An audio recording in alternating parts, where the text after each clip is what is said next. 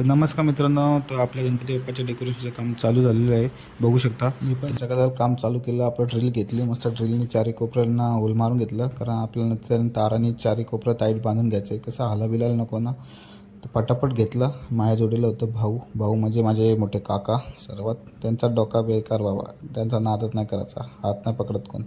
तर पटापट टाईट बांधून घेतलं मस्त कोपरं चारीले.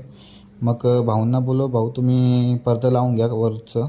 तेवढ्यात विक्रेता पण आला. विक्रेत्याने पण त्याचं काम तर चालू केलं लगेच. लाईटीचं फोकस लावून घेतलं.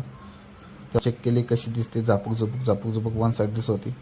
मग भाऊंना बोललो, भाऊ द्या मी करतो. मी मस्त शिवून बिवून घेतलं सगळं चारी बाजूने, मस्त दोन बिवून घेतलं. बघ कसा दिसतंय नाद खुला ना. आणि आपलं कामच तसं असतं भाई, नाद नाही करायचा.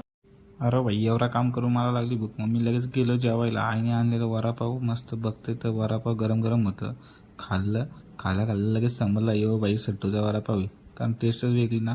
मस्त खाल्या लगेच गेलो बाहेर. बघते तर काय तर मम्मी बसलेली बांगड्या भरायला. यो मामा आमच्याकडे दरवर्षी येते. दरवर्षी बघते आहे तसंच. मामा काही कमी होईतच नाही. म्हातारीपासून आमच्या बघतो या मामाला मी. मस्त बांगड्या वगैरे भरवत्या. बांगड्या भरून गेलं तर बघतं. आणि पण तिथं आमचा भाऊ लागलाय कामाला. काम करून झाला तर मी चाललो लगेच केस कापायला जातो बघतो अवतार काय आहे असला दलिंदर. मस्त केसाचं कापून आल्यावर बघ काय दिसतं हिरो. शाळा बाबा बेकार. चलो मिलते कल के ब्लॉग में.